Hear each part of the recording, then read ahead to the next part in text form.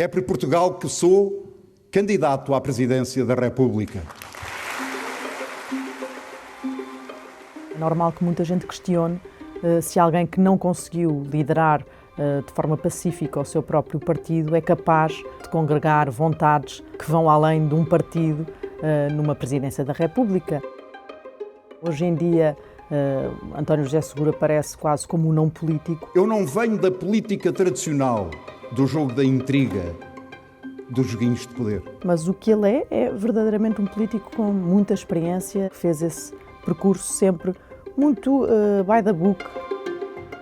Só mais tarde é que se fez justiça ao papel que eu tive. Foi um momento em que eu olho para trás e me encho de orgulho, porque defendi o meu país, fui um patriota.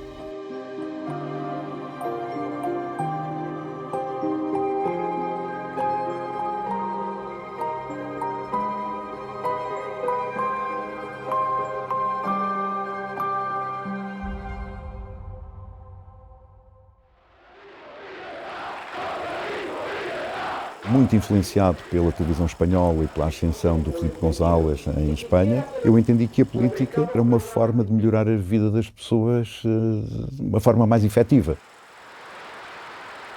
Ele fez aquele percurso muito típico dos políticos da sua geração. O fim da obrigatoriedade do serviço militar foi uma das lutas que nós tínhamos. Ajudar o povo timorense. Muitas das vezes os timorenses que apareciam em algumas manifestações, uma ou duas na Europa, eram muito ajudados por nós.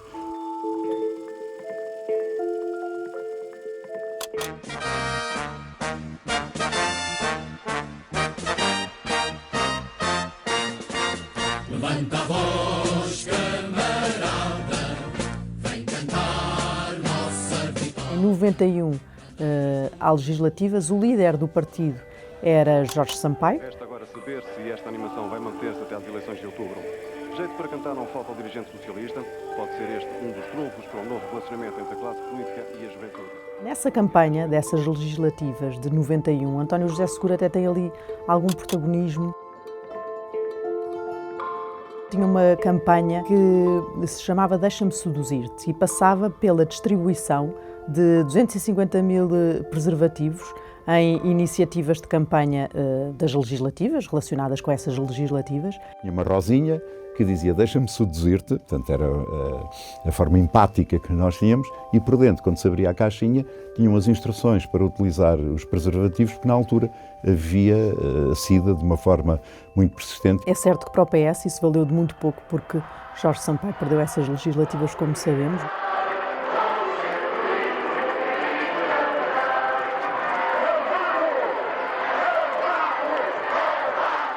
Mas para a afirmação política de António José Seguro foi uma campanha que também teve ali, foi marcante de alguma maneira.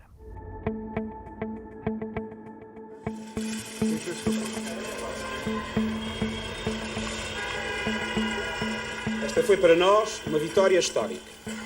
Obtivemos um resultado muito próximo dos 44%, de longe o maior da nossa história.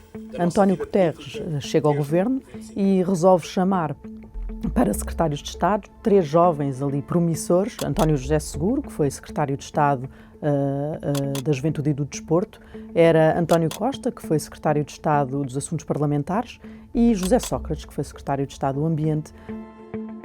Estas 3 figuras eram vistas dentro do Partido Socialista como potenciais futuros líderes do partido e foram colocadas quase em competição dentro do governo. Portanto, essa má relação que depois existiu no futuro... Considero que o António Costa foi desleal e traiu uma cultura que existe há 40 anos no Partido Socialista. Tem uma gênese ali, tem uma gênese também em alguns momentos da JS.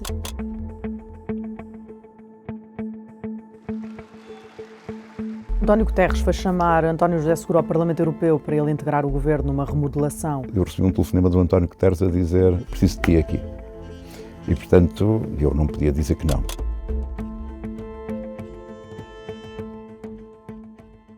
Entendo que é meu dever, perante Portugal e perante os portugueses, evitar esse pântano político. E por isso mesmo, pedirei ao Sr. Presidente da República que me receba para lhe apresentar o meu pedido de Quando demissão. Ferro Rodrigues chega à liderança, depois da saída de António Guterres, e de repente escolhe para líder parlamentar António José Seguro, e havia uma ideia da ala costista de que esse líder parlamentar devia ser José Sócrates. Portanto, essa competição existiu sempre nos bastidores. E depois, a melhor prova disto, se calhar, é depois quando José Sócrates chega a primeiro-ministro. Em 2005, António Costa é o número 2 desse governo e António José Seguro não faz parte desse governo.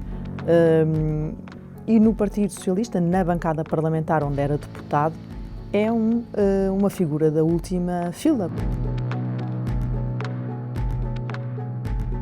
Dizia-se muito, na altura, que António José Seguro estava a preparar o partido para o pós-Sócrates e que queria ser ele a figura desse momento. Gostaria de comunicar aos portugueses que o Governo decidiu hoje mesmo dirigir à Comissão Europeia um pedido de assistência financeira.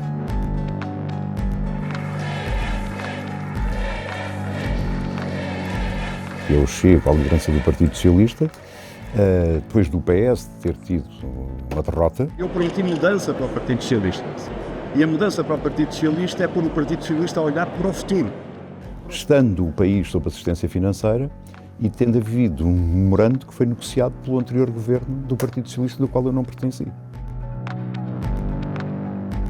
E era o líder de um partido que estava na oposição e que tinha o governo diariamente no Parlamento a apontar o dedo à má gestão do Partido Socialista, que tinha deixado o país à beira da bancarrota. Isto eram expressões todas que nós ouvíamos diariamente de Pedro Passos Coelho e dos seus ministros. Em suma, é espantoso, para não dizer perverso, que o partido que conduziu o país ao precipício financeiro e que negociou o resgate externo apareça agora a censurar a maioria e o governo apenas porque estamos a cumprir os termos desse resgate e damos a cara pelo ajustamento inevitável a que nos conduziram. Para mim teria sido muito cómodo dizer que não tive nada a ver com o governo, não tive nada a ver com o memorando, portanto estou tudo contra isso, mas eu considerei que esse era um caminho que não defendia o interesse nacional. E aqui está uma disponibilidade, volto a referir, uma disponibilidade do Partido Socialista para trabalhar para bem de Portugal e para suavizar os sacrifícios com muitas consequências nas famílias e nas empresas portuguesas. Essa ideia de que António José Seguro estava mais próximo da direita do que era desejável para um socialista começou a ganhar algum peso, começou talvez na ideia da abstenção violenta. Uma abstenção violenta em relação à proposta que o Governo nos apresenta, mas uma abstenção construtiva, positiva, de quem pensa em primeiro lugar nas pessoas e não volta as costas ao seu país. Porque o Partido Socialista escolheu o único caminho que não podia ter escolhido: esforçar-se por ser irrelevante. E depois houve também, por exemplo, a negociação, o sentar-se à mesa mesmo, a dada altura, na altura da crise do irrevogável, a famosa crise entre Paulo Portas e Passos Coelho, em que o presidente Cavaco Silva chamou o PS para se sentar à mesa da negociação com o PSD e com o CDS, e aquilo no Partido Socialista começou a cheirar a tentativa do Bloco Central, começou a haver muita agitação. Apesar de quase uma semana de reuniões, não foi possível chegar a um entendimento que respondesse de forma favorável ao apelo do Sr. Presidente da República. António José Seguro acabou por ser desafiado a convocar eleições diretas. Qual é a pressa? Mas o que é que tu não te candidataste há 3 anos? Nessa altura, era teu dever teres avançado. Mais, era tua obrigação, que eres o número 2 da direção do José Sócrates. Esse foi um momento muito difícil, que só mais tarde, e ainda não totalmente, é que se fez justiça ao papel que eu tive. E hoje quero dizê-lo com muita clareza, que foi um papel muito difícil, muito exigente.